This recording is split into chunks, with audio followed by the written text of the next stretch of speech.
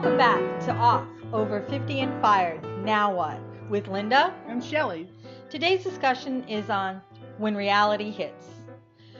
When it's the first time that you actually don't have to get up and go back to work, like your normal routine. Now, Shelley and I were fortunate, or some people may think unfortunate, that we had our last few days, the last few weeks at work around the holidays, which for us emotionally kept us very preoccupied. We weren't focused on really the last days of work. We really needed to, get the holiday stuff done. So it helped us. Also, like the finalizing of all the paperwork, we were so busy that we really didn't think about what was actually happening to us. Yeah, we didn't get the magnitude of what was happening because we had these other distractions and they were happy distractions. The holidays are happy distractions. So we're going to talk a little bit, Jelly, about how did it feel like the night before or the day of when it was going to be really the first day without having to have a job to go back to. Yep. I'll tell you, last night, New Year's Day evening, I went in and I was going to go to bed and I realized I was setting my alarm and I'm like, wow, it's the first time in over 6 years I don't have to set my alarm for 4:40 to get up and go, take a shower and get on the train. And it was really strange for me. I felt very, very sad and kind of lost, really, really lost. But I was able to go to sleep. But the next morning, when I got up, I kind of woke up and I was in this funk. This morning, I was in a real funk. I just kind of thought about, wow, I feel hurt. I feel like I don't have a purpose at the moment. And, I just felt like just really kind of useless. I felt really uncomfortable and sad today. But why the overwhelming sadness? Because it's been a while since we first heard. It's been over a couple of months. Yeah, And but to your point, we were both so busy with the holidays and everything else. It was really nice to be so busy and trying to cram things through. You thought about it, but you didn't. It wasn't top of mind continuously. But it was the first time where okay, we're done with the holidays now, and the harsh reality is, you know, we're not going back to work. It's different, and I really love my job. I loved what I was doing. I felt like I was making some significant contributions, and now those contributions are gone. I mean, how do you, how do you feel I then? think for me, it's a bit different. Um, I love the company, love the people, love being surrounded by, just the environment. But I have to say that I really didn't love the work as much. I had gotten to a place where it wasn't exciting for me. I didn't feel as if I was truly contributing like I was before, Mm, probably about 18 months prior to that. So for me, it was almost like a relief that I didn't have to get up and go mm, someplace mm, that wasn't stimulating me to the level that I wanted to be, or to feel that I was truly making a difference. mm, And so when I didn't have to get, up and ready and, on the train and stand on the platform waiting for the train, it was almost like, thank God I don't have to go back. I mean, for me, I would have stayed because the company to me was like my home. And maybe it needed some renovations from a job perspective, but it was home. And so I didn't feel like I wanted to leave or find something else that may be more exciting. So I just felt I was going to stay. Let's stay, retire from there. And I guess when I found out, I was more relieved than anything else that I could go now and truly, because I don't think I would have left Shelley. I really mm, don't think I would have left on my own mm, accord. And this kind of kicked me in the pants and said, get out there and find something that you're really going to love and be passionate about. mm, And I think one of the things that was fantastic is when it happened to both of us and we started talking about this, and then we talked about doing this podcast, I was so excited. I mm, was just, you know, here's something to focus on, and here's something that I might really want to do, you mm. know, and be creative again, get the creative juices versus just kind of carrying out what somebody else wanted. Yeah, no, I totally agree. This is great, and it's good that we had this, and I totally understand where you're coming from in terms of, you had a certain amount of time that you wanted to stay and maybe finish out your career at our old company, and it's like you were willing to give up that mental stimulation for the security. And I totally understand that, and but it's great that we do have these opportunities, and I know, I feel it in my bones that whatever's going to happen for us, we're going to either do really well at this podcast, and we're going to connect with people in terms of the emotions and everything that we're going through to get us beyond this point. But it's just, we both have mixed emotions. We do. I think that whole first day of not having to go back and do this work that I wasn't, completely satisfied with. But I do, and you were there because we both went back to the office on the same day to kind of finish up and hand in all the paperwork and make sure our offices were cleared out and all of that.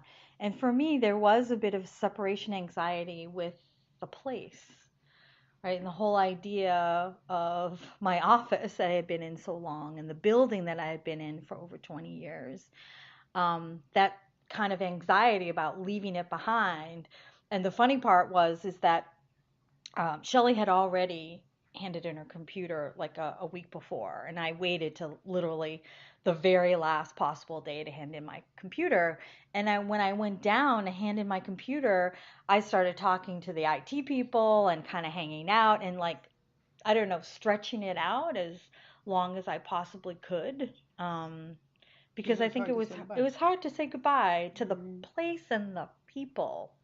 Again, not the work, but the place and the people just had so much connection for me. Yeah. How many times did you go back and stand in front of your office and look at it? You know more than I do. At least 3 times.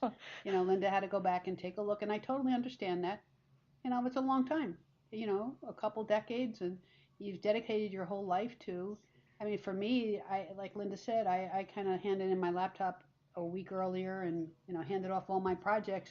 But I'll tell you, that day that I did that was like the most torturous day for me. I could not wait to get out of the office. I just felt so sad, and just the fact that you weren't wanted there anymore was just too overwhelming for me. I couldn't handle it. I had to leave. Well, I mean, I keep coming back, Shelley, because it's not that they didn't want us per se. It's just that the numbers didn't work anymore for them No, in their perception. I know, but and I totally get that it was all about dollars, dollars, but it still doesn't make you feel any better, when you're sitting in there and you feel like, people are looking at you and they don't want to like talk to you because it's cooties. It might rub off, or they don't even know what to say to you anymore because they feel bad, because you're not going to be there anymore, and you form these relationships. But I couldn't wait for that day to be over and just get out of there, and then to come back with you, a week later. Again, I felt better. It was still very sad for me, but I felt better, but I felt very sad for you because this was your initial and final act, where I kind of already had it. So, yeah, I hadn't really said goodbye. Like, I think you were a lot, faster in doing and wrapping up your goodbyes and sort of letting go. And for me, literally, up till 2 days before the last day, I was still working on projects and sending emails and, trying to get things transitioned. Linda, you were still sending emails right up until the time we literally took the laptop out of your hand on that final day. You were still sending your emails, and that's great that you're still, you were completely dedicated to the very end. But we both needed to go through it, and deal with it. And I'll tell you, in the beginning of our journey, we didn't know how we were going to feel. We talked originally about our initial reactions, but and things were moving along at a nice pace, and we kept doing other things, and with the holidays and everything else. But the last 2 days, it's just harsh reality right now, at least for me. Yeah, but I think the one thing that's been good is that a lot of people we're going to stay connected with. I mean, some people who are leaving with us, who are part of the downsizing, are leaving with us and they want to stay connected. We've already made some dates to come back and meet with some people and stay connected, or have them here on the show to talk about the podcast, to talk about their experiences and add a different perspective or maybe some additional advice. And that's one thing that I I don't feel like I'm completely disconnected from the people. Um, so so maybe I'm not as saddened because I have some things, that we have to look forward to regarding some of those items. I don't know about you, but so let's talk about some of the people that we actually left behind.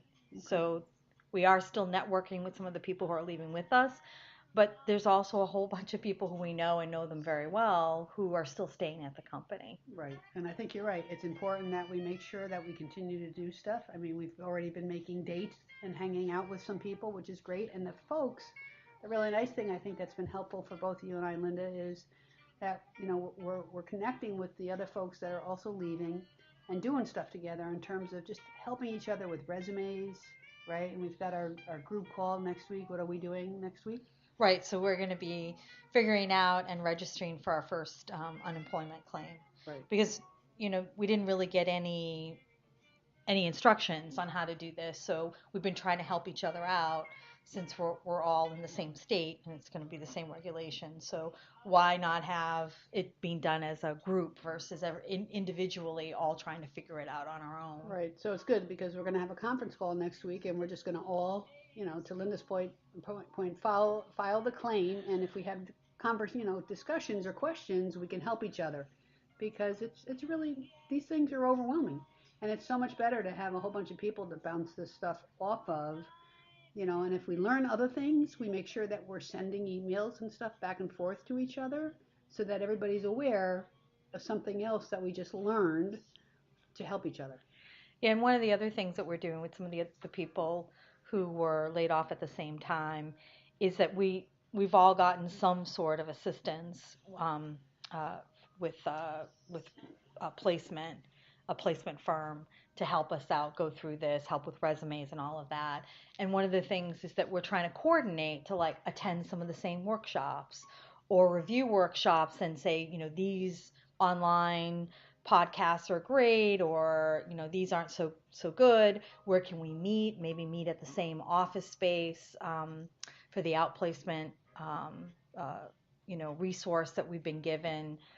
um, and so that's also helped to coordinate that to make it seem like we're moving forward, we've got things to do, keeping sort of like some sort of a semblance of a business kind of routine. Hmm. um, Yeah, I mean, it definitely makes you feel like you're getting up and you've got a purpose, and I know that our purpose right now is just, either to find jobs or, have our podcast really take off, and we're doing our little podcast, weekly podcast, and that keeps us going, but staying connected to the real world and not, and understanding that if we feel down, it's okay. It's part of the whole healing process. It's important. So, Yeah. So the one thing that we didn't talk a lot about was, for me, one of the reliefs of not going back is that I'm not sure what it's going to be like to be left behind. Because, Shelley, how many empty offices are there going to be now when you go back?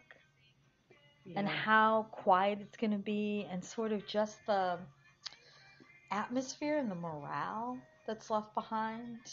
Yeah, I think it's going to be our old job will be a very sad place right now. I think there's going to be such big voids because, a lot of people were making significant contributions and we're friends with other people there, and now it's just kind of also like a waiting game. You're right. I don't think I would want to be one of those people that are left behind to say, well, when is the other shoe going to drop? When's it going to be my turn that I'm going to have, I'm going to be having that conversation around, what, we continue to restructure, and, in 2 months or whatever, you're not going to have a job. So, yeah, I think we got out, you're right, in the right time, because going forward, I think the situation is just going to become bleaker and bleaker. Yeah, if things don't pick up or they don't feel they see some sort of